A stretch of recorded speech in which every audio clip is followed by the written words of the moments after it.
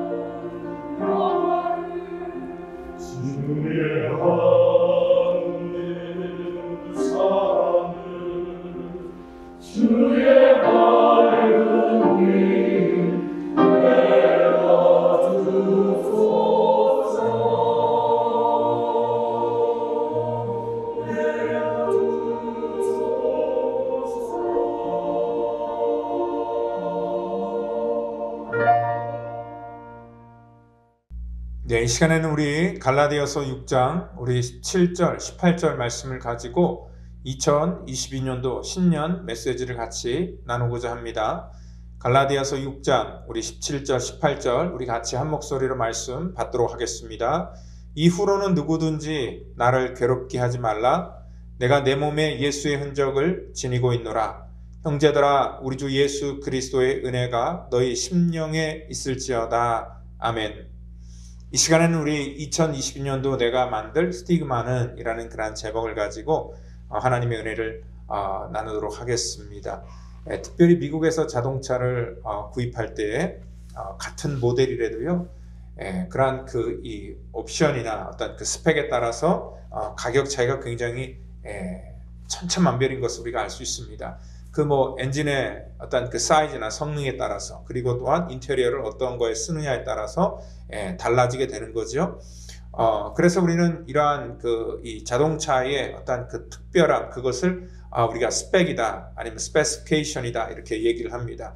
이 스펙이라는 말은요, 그래서 이 미국에서는 주로 어떤 물건이나 어떤 그 사물 같은 경우에 많이 이렇게 특별한 어떤 더 성능이 좋은 이런 것들을 쓸 때 많이 붙이기도 합니다. 그런데 사실 우리 한국에서는요, 이 스펙이라는 말을 어떤 물건에 붙이는 게 아니라 정말 한국에서만 사람에게 더 특별하게 많이 이 단어를 사용하는 것 같습니다. 우리가 이 젊었을 때 이 스펙을 많이 쌓아야 된다는 그런 말을 우리는 자주 들었습니다. 이 청년 때는 또 이 스펙을 쌓느라고 굉장히 많은 그러한 시간을 보내고요, 또 치열하게 노력을 하는 것을 볼 수 있습니다.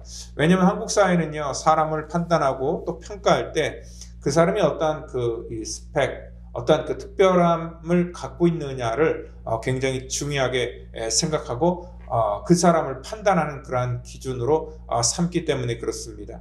그래서 때로는요, 정말 이 한국에서만 우리가 어떤 그 봉사를 하는 것도 스펙이 되고요, 때로는 그 봉사조차도 자기가 시간이 없어서 할 수 없을 때는 그것을 자기가 돈으로 가짜로 사는 그러한 정말 아이러니한 그러한 일들도 있다는 것입니다.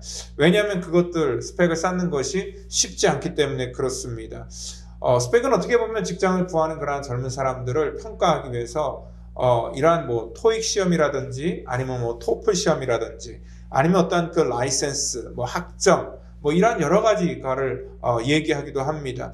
어떠한 사람들의 기능적인 면이나 아니면 상대적인 면이 굉장히 강하게 요구되기 때문에 그렇습니다.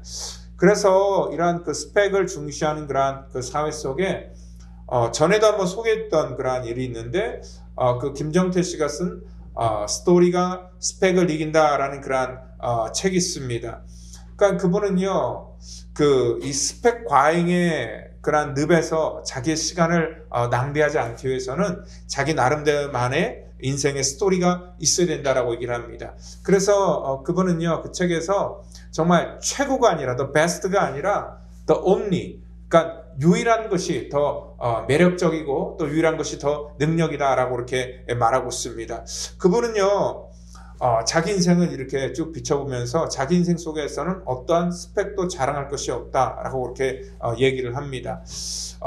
철저하게 자기의 어떤 그 스토리만 따라 살다 보니까 자기의 삶 속에서 어느 순간에 사람들이 자기 인생을 성공했다라고 이렇게 평가를 해주고 또 자기는 그러한 식으로 또 인정을 받았다 얘기를 합니다.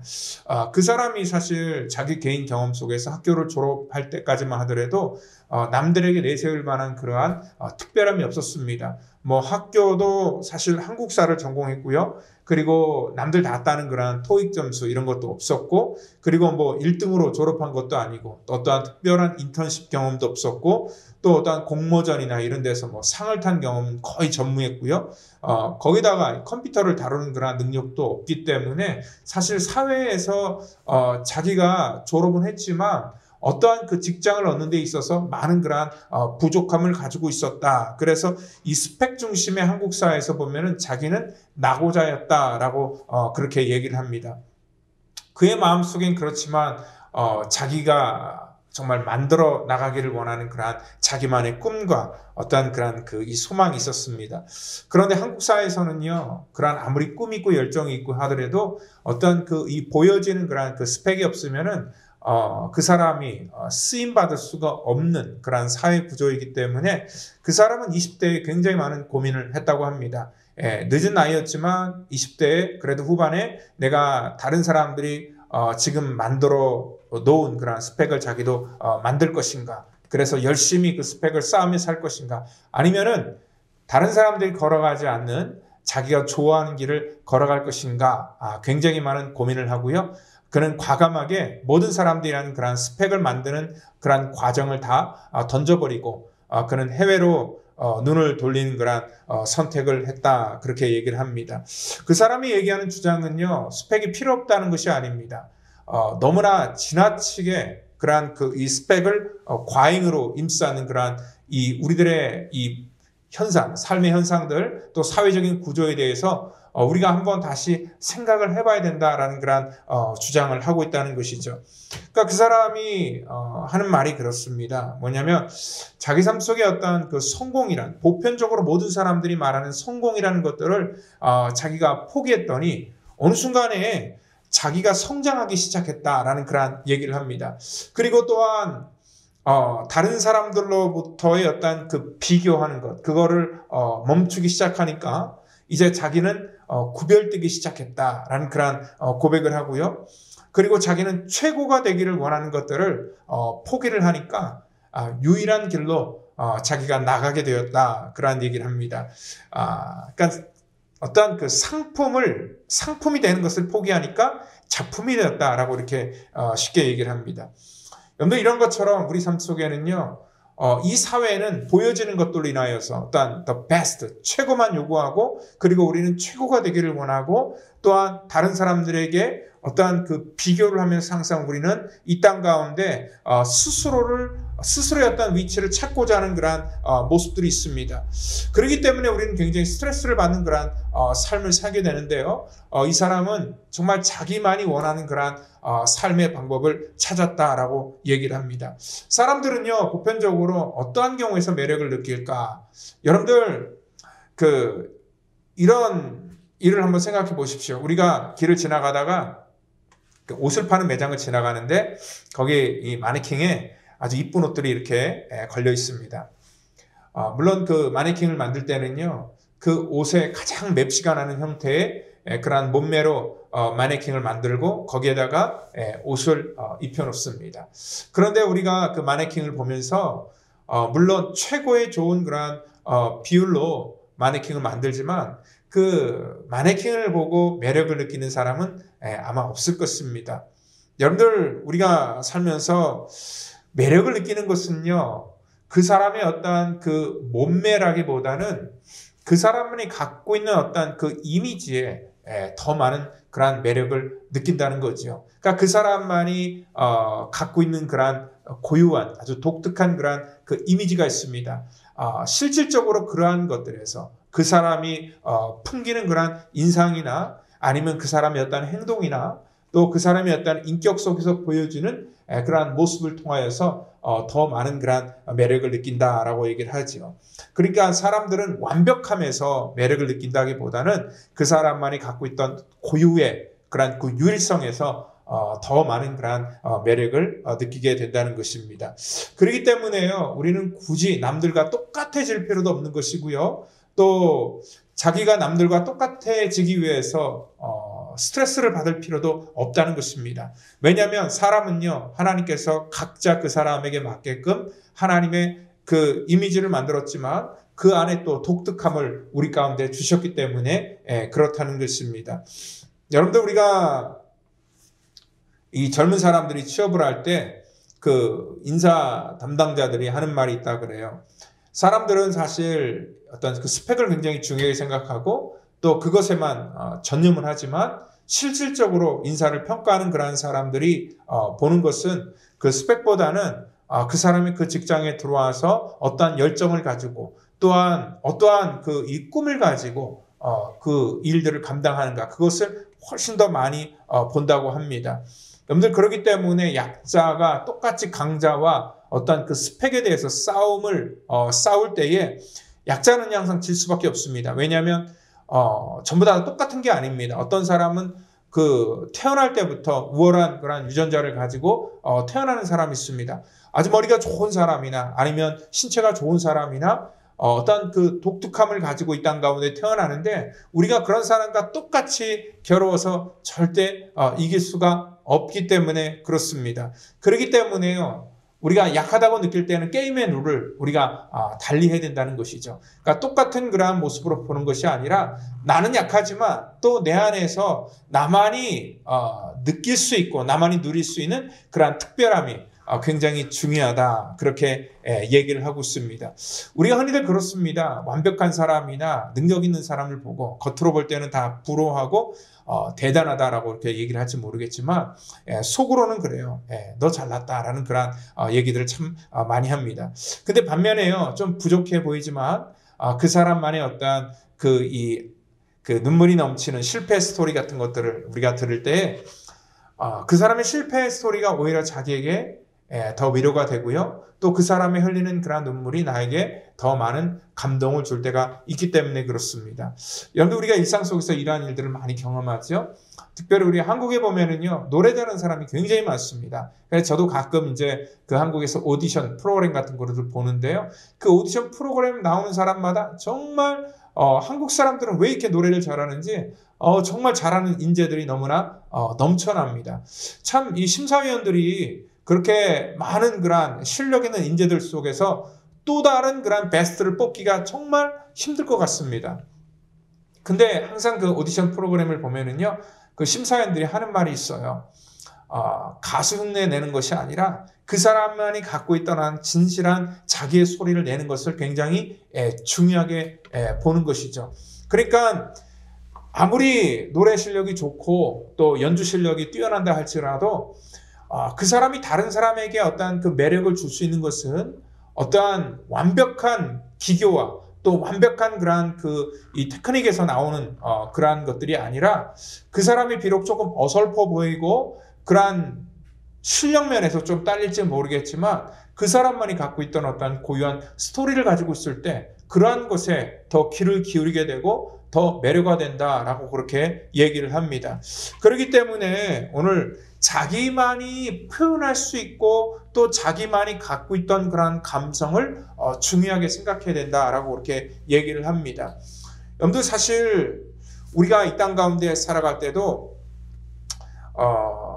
우리 일상 속에서 사람들이 나에게 공감을 가질 때는요, 내가 잘 되고 성공할 때보다는 오히려 내가 조금 연약하고 부족할 때 나에게 더 많은 위로와 또한 그러한 이 친근함 같은 거 있잖아요. 그런 것들이 있게 되죠. 그래서 우리는요, 우리 삶 속에서 어떤 그 실패나 남보다 조금 부족한 것들에 대해서 너무 그것들을 가릴 필요도 없고 부끄러워할 필요도 없다는 것입니다. 우리 인생 속에 살다 보면은요, 내가 원치 않게 또 실패를 할 수도 있고 또 상처를 받을 수도 있고 또한 연약함을 가지고 살 수도 있기 때문에 그렇습니다. 우리 그 세옹지마라는 그런 우리 고사성어를 여러분들도 잘 아시잖아요.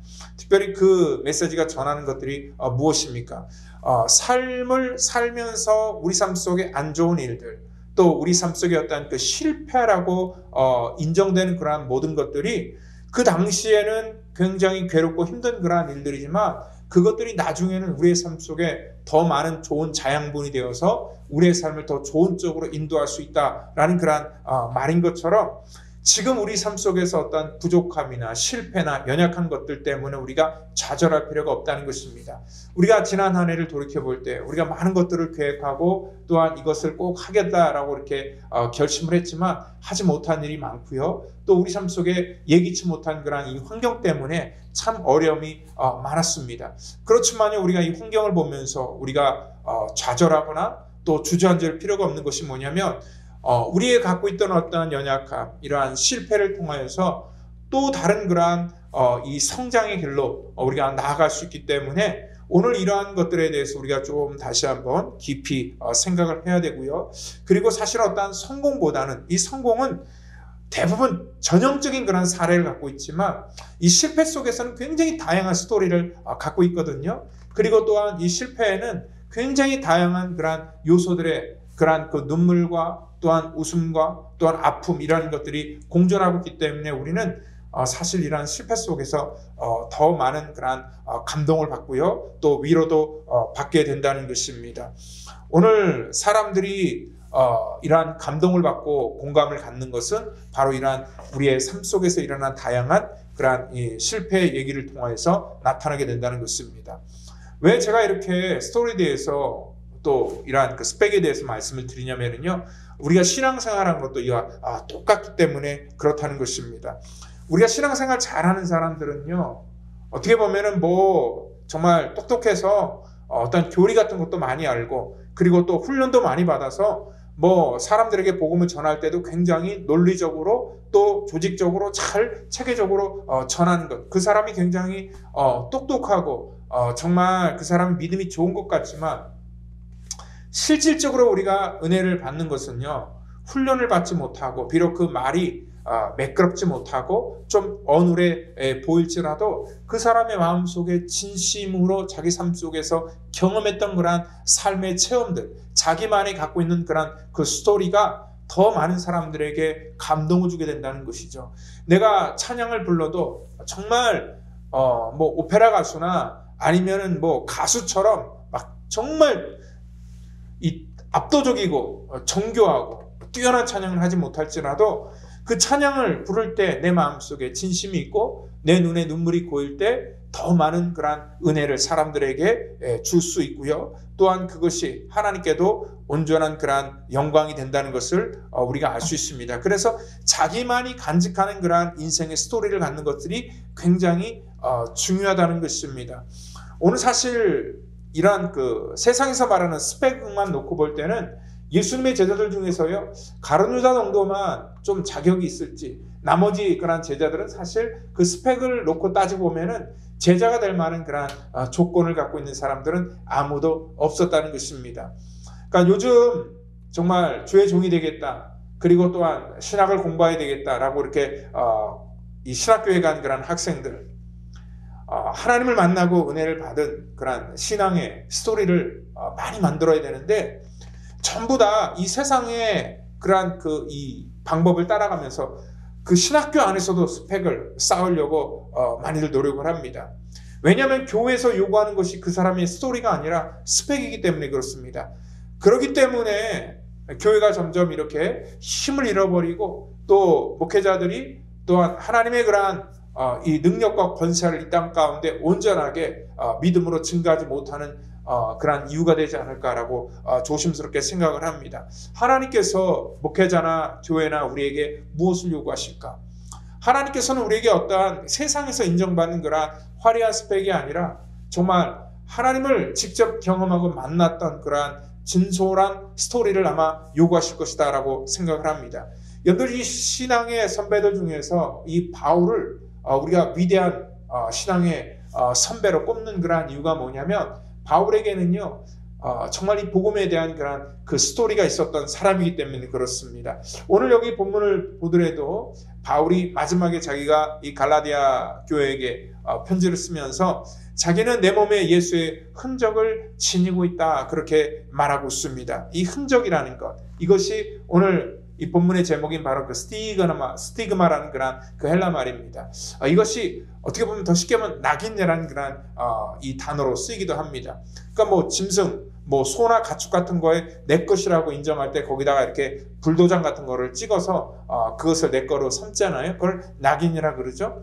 그리고 옛날에는 그 노예조차도 사람인데 자기의 종이기 때문에 그 종의 몸에다가 어떠한 그 이 짐승처럼 똑같이 어떠한 그 흔적을 만들어 그래서 불로 지져서 그것을 자기 것이다라는 그런 이 표시로 삼았던 적이 있습니다. 마치 그런 것처럼 오늘 바울은 자기 인생 가운데 바로 그렇게 주님 앞에 자기는 그 낙인이 찍힌 그리고 자기 인생 속에 그러한 예수의 흔적이 있는 그러한 하나님의 종인 것을 오늘 그는 우리가 자랑하고 있습니다. 그리고 스티마그라는 단어를 할 때 단수가 아니라 복수를 쓰면서요.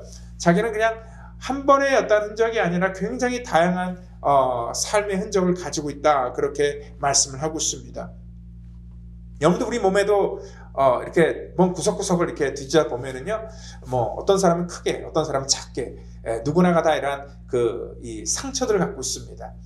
그 상처를 우리가 흔적이라고 얘기를 할 수 있죠. 근데 여러분들이 갖고 있는 그런 상처도 나름대로 뭐가 있어요? 다 스토리가 있죠. 그때 그 상처를 입었을 때 내가 어떠한 그 사고를 당했던 또 어떤 아픔이 있었던 그런 경험이 있기 때문에 우리는 분명히 그러한 그 상처들을 아직도 우리 몸에 있는 것들을 기억하고 있는 것처럼 이 바울도 자기의 그러한 삶 속에 늘 이 복음 때문에 자기가 경험했던 그러한 그 아픈 그러한 그 흔적들이 정말 그 속에 있었다는 것입니다. 그래서 고린도후서 11장 22절부터 27절에는요. 그가 갖고 있었던 그러한 오늘 예수의 흔적이 무엇인지를 말하고 있습니다.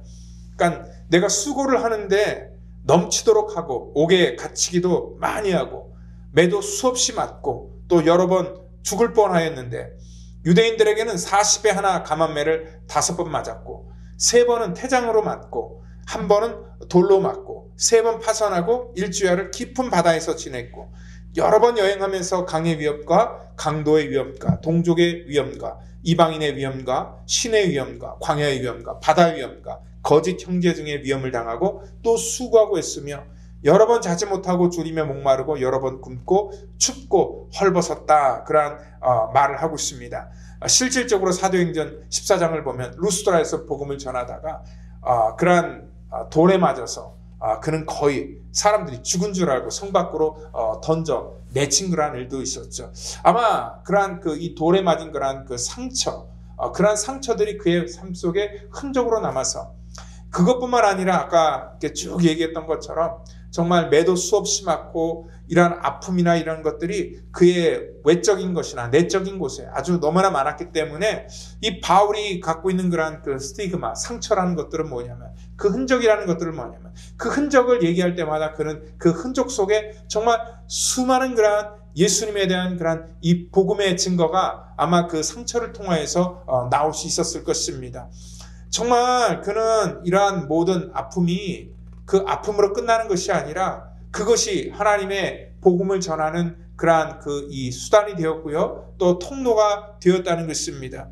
오늘 바로 이 하나님께서 주시는 그러한 이 은혜를 입었기 때문에 그는 그의 삶 속에 이러한 놀라운 믿음의 간증이 생길 수 있었다는 것입니다. 그 당시 유대인들이 말한 그러한 육체의 흔적은 뭐냐면 바로 할례였습니다.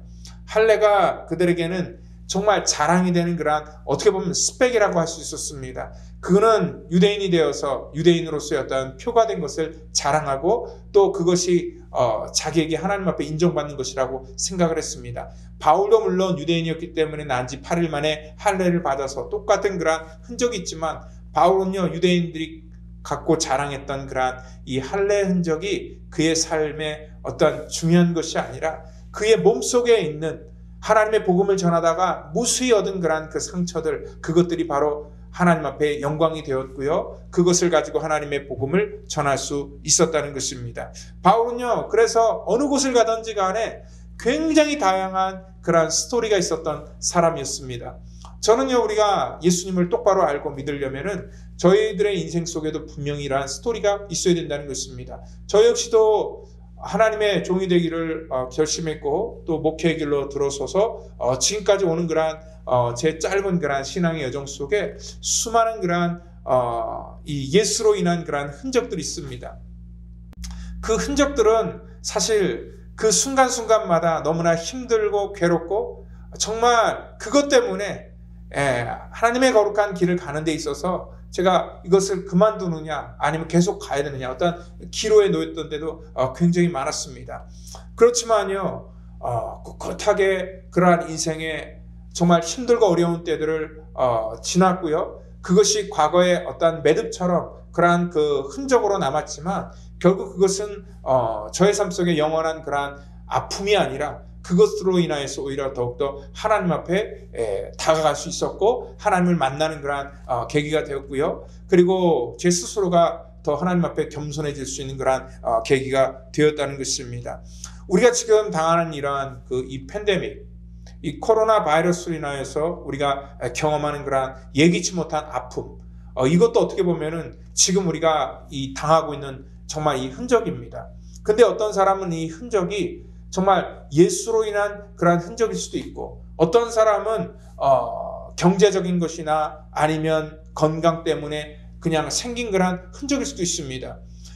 저는 이 땅에 살아가는 우리 믿음의 사람들이 모든 사람들이 힘들고 어렵다고 하지만 이러한 그 흔적이 어떤 세상 때문에 받은 그러한 흔적이 아니라 정말 하나님의 복음 때문에 믿음을 지키기 위한 그러한 여러분들의 삶에 거룩한 그러한 흔적으로 남기를 원합니다.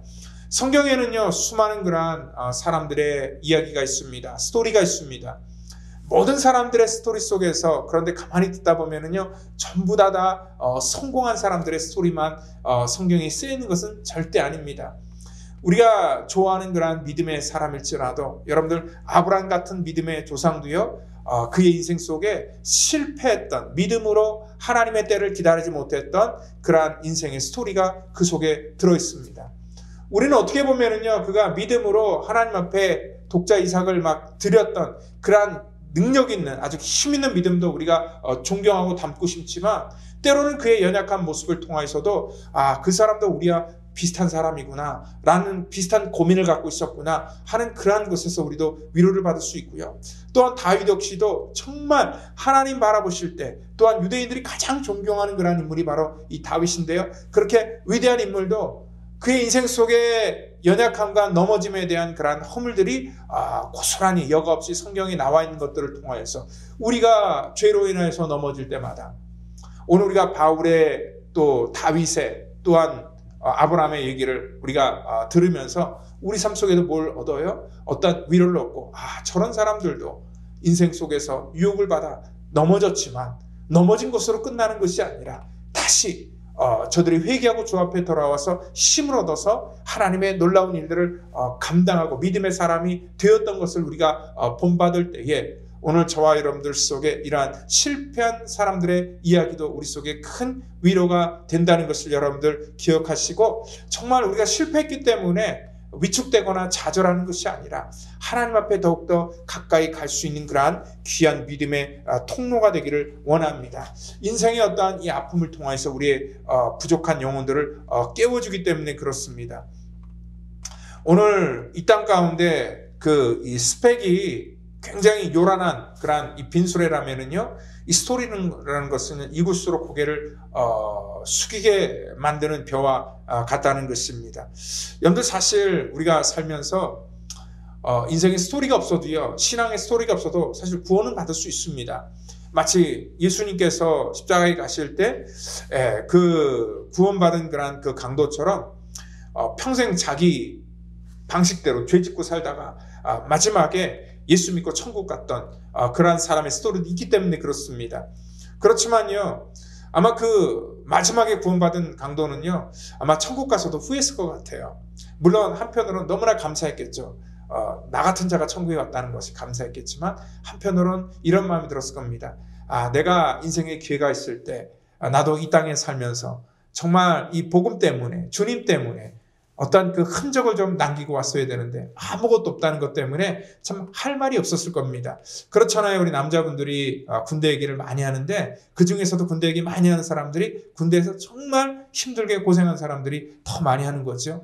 그만큼 우리가 이 땅 가운데 정말 예수를 위해서 철저하게 복음을 위해서 결단하며 살다가 정말 우리 삶 속에 많은 그런 이 흔적들이 남는다면은, 정말 우리에게는 이러한 그 흔적들이 부끄러움이 아니라 천국에 가서 나중에 어떠한 사람을 만나든지 간에 이 땅에 있을 때는 나의 이 간증이 될 수 있는 것이고, 또한 하나님 앞에서는 그것이 하나님의 놀라운 그러한 이 상급이 될 수 있다는 것을 여러분들 믿으시길 바랍니다. 신약에서 바울이 있다면 구약에서는 다니엘과 같은 사람이 있습니다. 다니엘은요, 이 총리가 되었는데, 이 총리를 보면 어떻게 보면 스펙이라고 이렇게 말할 수 있지만, 이 다니엘은요, 어렸을 때부터 그가 갖고 있었던 것은 어떠한 자기 인생 속에서 내가 사람들에게 인정받아서 저 높은 그러한 자리에 오르겠다라는 그러한 그 스펙에 목숨 건 것이 아니라, 그는 어릴 적부터 뜻을 정하여서 하나님 앞에 믿음으로 살았고, 어떠한 상황과 어떠한 조건이든지 간에 그가 어릴 적이든 아니면 그가 나이가 많이 먹어서 노인이 되었던 간에 그 마음이 변치 않고 하나님 앞에 기도했던 그러한 사람이었고 또한 믿음으로 그의 삶 속에 아름다운 그런 그 스토리를 만들었기 때문에 수많은 사람들이 이 다니엘의 인생 속에서 감동을 받는 것입니다. 그가 총리가 되어서 감동을 받는 것이 아니라 그의 인생 속에서 가장 어두운 곳에 있을 때 그리고 가장 힘들었을 때 그가 보여줬던 그런 믿음의 결단이 우리의 삶에 큰 위로가 되었던 것처럼 이 땅에는요, 저와 여러분들이 살아가면서 참 많은 그러한 아픔과 어려움들이 있지만 여러분들 그러한 아픔과 어려움들을 우리가 믿음으로 감당해 나갈 때 우리 속에 하나의 상처가 생기지만 그것이 바로 예수의 흔적이라는 것을 여러분들 믿으시기를 바랍니다. 앞으로 이제 2022년도 이러한 팬데믹 상황이 어떻게 전개될지 아무도 예측할 수가 없습니다.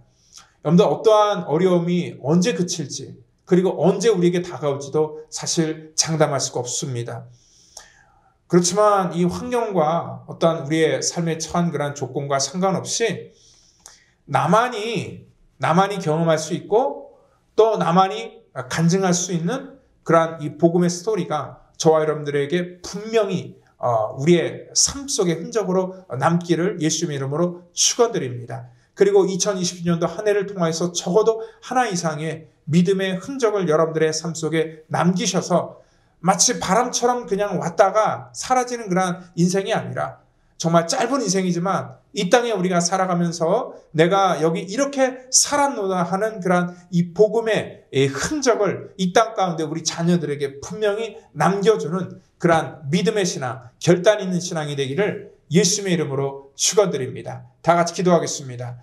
하나님 감사합니다. 우리들의 삶 속에 찾아오셔서 우리의 삶 속에 아버지 하나님 정말 하나님의 깊은 아버지 하나님 그러한 흔적들이 우리 속에 새겨지기를 원하고 그것이 아버지 하나님 우리의 이 삶 속에서 비록 눈물이고 아픔일지 모르겠지만 그것이 정말 믿음의 결단의 그러한 그 상처라면 그것을 통하여서 하나님의 영광이 드러나기를 원하고 우리가 아버지 하나님 이렇게 믿음으로 살았노다 하는 그러한 믿음의 간증이 우리 속에 남도록 하나님 우리를 축복하여 주시고 정말 아버지 2020년도 이렇게 첫 예배를 주 앞에 드리는데 하나님 예배를 통하여 영광 받아 주시고 우리의 삶 속에 아버지 복음의 흔적을 우리 후손들에게 아름답게 나누어 주는 그러한 성도와 교회가 될 수 있도록 우리를 구별하시고 인도하여 주시옵소서. 모든 것 감사하오며 사랑이 많으신 예수님의 이름으로 기도하옵나이다. 아멘.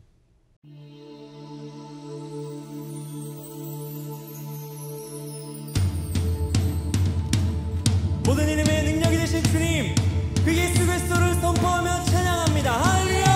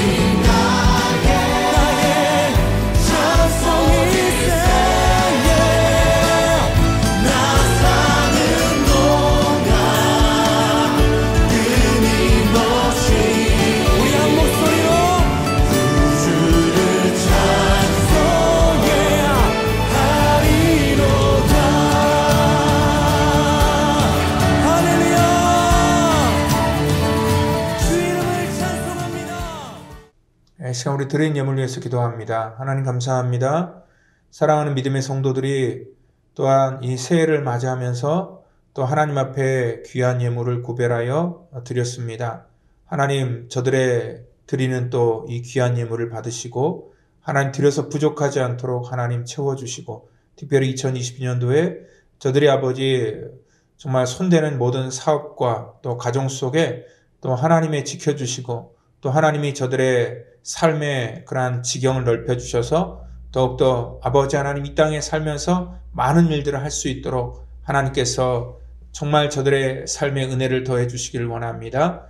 하나님의 나라가 확장되기 위해서 선교와 구제와 또 여러 제목을 다하여 주 앞에 드린 저들의 하나님 마음을 받아주시고 예물 쓰이는 곳에 주의 영광 나타나기를 원하오니 주께서 마음껏 사용해 주시고 우리를 축복해 주시옵소서. 감사하며 예수님의 이름으로 기도드립니다. 아멘. 교회 소식 전해드리도록 하겠습니다. 특별히 이제 그 오미크론 변이 바이러스가 우리의 삶 속에 더 가까이 다가와서 또한 이러한 변이로 인하여서 우리의 삶이 조금 더 위축이 되는데요. 그렇지만 교회에서는 더 신경을 쓰고 방역에 다시 한번 고삐를 우리가 쥐도록 하겠습니다. 여러분들 우리 교회 와서 마스크 꼭 착용해 주시고 또 가급적이면은 백신과 또 부스터샷을 여러분들 꼭 맞아 주시기를 부탁드리겠고요. 그리고 우리 아이들도 요즘에 보니까 이 백신을 맞을 수 있다고 하는데 우리 아이들도 가급적이면 또 이렇게 백신을 맞히는 그런 방향으로 협조해 주시면 감사하겠습니다. 그리고 우리 예배 시간뿐만 아니라 항상 마스크를 사용해 주시고 또 서로 악수하면서 이렇게 인사하는 것들은 잠깐 우리가 중단을 하고요.